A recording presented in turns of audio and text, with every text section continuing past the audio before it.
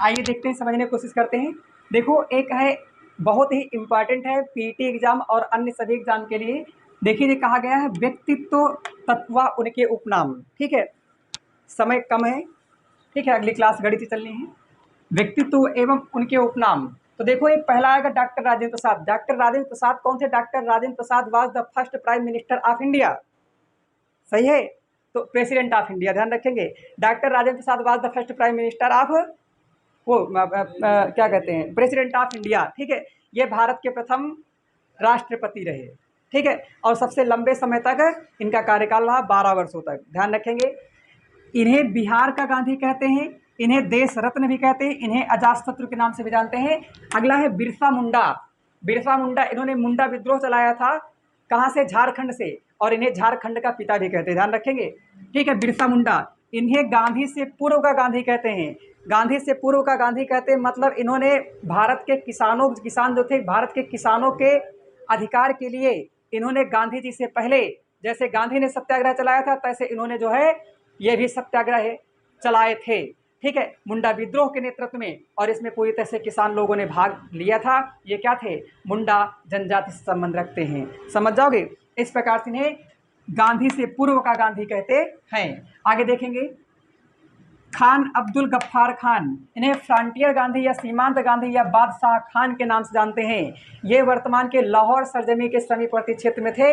ये जैसे गांधी ने पूरे देश में काम किया, तैसे इन्होंने जो है पश्चिमोत्तर भाग में भारत का काम किया, यानी महात्मा गांधी के जैसा काम किया। इस प्रकार से इन्हें फ्रंटियर गांधी या सीमांत गांधी या बादशाह खान के नाम से जानते हैं। ठीक है, किसे? खान अब्दुल गफ्फार खान को। अगला है गोकुल भाई भट्ट। इन्हें राजस्थान का गांधी कहते हैं।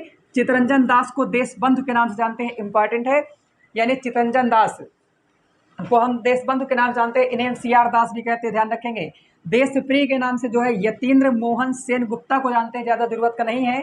ठीक है, स्थायी स्वशासन का जनक लॉर्ड रिपन कहते हैं, गधे को जानते हैं ही हो। ठीक है, लॉर्ड रिपन को। अगला है फ्लाइंग सिख। फ्लाइंग सिख के नाम से मिल्खा सिंह को कहा जाता है। मिल्खा सिंह की छोटी सी कहानी सुन लीजिए। मिल्खा सिंह एक ऐसे व्यक्ति हैं जो जब भारत का विभाजन हुआ था, उस समय इनका जो है परिवार लाहौर यानी में रहता था, और वहाँ से इनके कुल मिलाकर के 8 भाई बहन थे। लेकिन जब भारत आया, आदान प्रदान हो रहा था, यहाँ के लोग उधर जा रहे थे, उधर से लोग यहाँ आ रहे थे, तो ये सिख समुदाय से थे, इन्होंने भारत में रहना पसंद किया।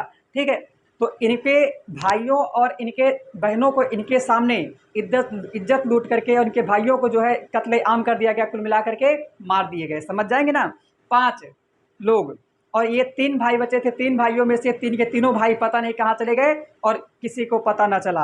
अंत रूप से यही अकेले बचे थे। तो ये जो है भारत सरकार के जो है छत्र छाया में आ गए, अर्थात भारत आकर के रहना पसंद किया। सोच के देखो, 8 में से 1 अकेले। समझ पा रहे हैं? किसी के घर का एक व्यक्ति निपट जाता है, कितने बड़ा कष्टदायक होता है। इनके पास 7 लोग निपट गए, माता पिता अलग चले गए, उसी में मारे गए। तो सोच के देखो, इनके हृदय में कितना ज़्यादा पाकिस्तान के खिलाफ जो है ज्वाला भड़की रही होगी। तो उसी समय देश के आज़ादी के बाद ही भारत में, पाकिस्तान में एक रेस का आयोजन किया गया, और उसमें उस समय का पाकिस्तान का सबसे बड़ा धावक था, उसे टक्कर देने वाला दुनिया में कोई नहीं था। तो इन्हें ये भी जो है, जब भारत सरकार के पास बात आई, तो इनका नाम चुना गया, और नेहरू ने इनका नाम चुना। तो इन्होंने कहा, आप मुझे जो जिम्मेदारी देते हो, मैं उस पूरी जिम्मेदारी को मैं जो है फतेह करके आऊँगा। समझ पा रहे हैं? ये था दृढ़ विश्वास। तो ये गए और पाकिस्तान को हरा करके आए। समझ पा रहे हैं? उस धावक को इन्होंने हरा करके आए। इसलिए पाकिस्तान के जो उस समय के तत्कालीन प्रधानमंत्री थे, उनका नाम था आयूब खान। ठीक है, इन्होंने इन्हें फ्लाइंग सिख कहा कि मिल्खा सिंह, आज तुम दौड़े नहीं हो, बल्कि क्या हो? उड़े हो। समझ पा रहे हैं? क्योंकि वो जो धावक था, दुनिया का एक गजब का धावक था, उसे टक्कर देने वाला कोई नहीं था। ठीक है, तो इन्होंने कहा कि तुम आज क्या हुए हो? दौड़े नहीं हो, उड़े हो। इसलिए इन्हें फ्लाइंग सिख की उपाधि दी। समझ जाएंगे? तो ये हैं मिल्खा सिंह। इनका कोरोना के समय 92 वर्ष की उम्र में इनका निधन हुआ, अभी हाल ही में। ठीक है, अगला देखो, एडोल्फ हिटलर को फ्यूरर कहते हैं, बाद में कहानी जानेंगे। दादा भाई नौरोजी को grand old man of India कहते हैं, भारत का वयोवृद्ध व्यक्ति कहते हैं। आईएमपी सवाल है, ध्यान देंगे, इनकी कहानी बाद जानेंगे। वाल्मीकि को आदि कवि कहते हैं। जैनुल आबदीन को कश्मीर का अकबर कहते हैं। ठीक है, कहानी पूरी पीछे बता चुके हैं। दारा सिकोह को लघु अकबर के नाम से जानते हैं। ये ऐसे पहले व्यक्ति थे जो हमारे हिंदू शास्त्रों का अध्ययन करने वाले पहले व्यक्ति थे, दारा सिकोह। और शेर शाह सूरी को हम अकबर का पूर्ववर्ती कहते हैं। क्या कहते हैं? जिस प्रकार से अकबर ने काम किया था उसके पहले शेर शाह सूरी काम कर चुके थे, ठीक है, इसलिए अकबर का पूर्ववर्ती कहते हैं।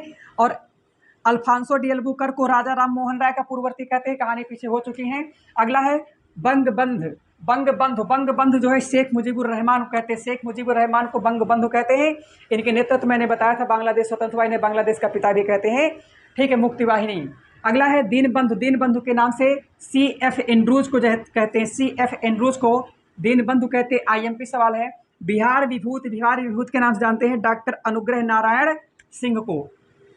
अगला है गुरुदेव और विश्व कवि। गुरुदेव और विश्व कवि के नाम से डॉक्टर जो है राजेंद्र प्रसाद, क्या नाम है, रविन्द्रनाथ टैगोर को जानते हैं। तो सुनो, एक सवाल आता है, रविन्द्रनाथ टैगोर को गुरुदेव की उपाधि किसने दी? तो रविन्द्रनाथ टैगोर को गुरुदेव की उपाधि महात्मा गांधी ने दी, ठीक है। और महात्मा की उपाधि गुरुदेव यानी क्या नाम है, रविन्द्रनाथ टैगोर ने दे दी। समझ जाओगे, एक दूसरे का उपाधियाँ दे दी हैं, समझ पाए। वो कहीं तो हमका उपाधि दे दियो, अरे कहीं नहीं, मतलब उन्होंने, गांधी ने इनको कहा कि चलो तुम क्या हो, तुम गुरुदेव हो। कहा ठीक है, अगर हम गुरुदेव हो तो आप महात्मा हो, समझ जाएंगे। तो दोनों एक दूसरे को उपाधि दे दिया, समझ जाएंगे बात को। और महात्मा गांधी को बापू की उपाधि किसने दी? तो मैंने बताया था 1939 में जो है सुभाष चंद्र बोस ने दिया था। अगला है कपिल देव को हरिकेन ऑफ हरियाणा कहते हैं। नागार्जुन को भारत का आइंस्टीन कहते हैं, बल्कि ये उल्टा होना चाहिए, ठीक है। आइंस्टीन को कहा जाना चाहिए, यूरोप का नागार्जुन कहा जाना चाहिए, क्योंकि हमारे नागार्जुन बहुत पहले पैदा हुए, आज के नहीं हैं। ये तब की बात जब बुद्ध चल रहे थे, समझ पा रहे हैं। 700 ईस्वी के निकटवर्ती बात है। इस 1800 के निकटवर्ती क्षेत्र के पैदा हुए हैं, समझ पाए, उल्टा है। तो आप ध्यान रखेंगे, भारत का आइंस्टीन किसे कहा जाता है? नागार्जुन कहा जाता है, ठीक है।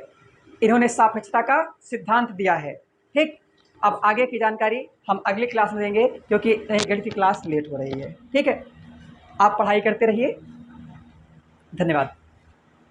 वीडियो को लाइक सब्सक्राइब जरूर करेंगे।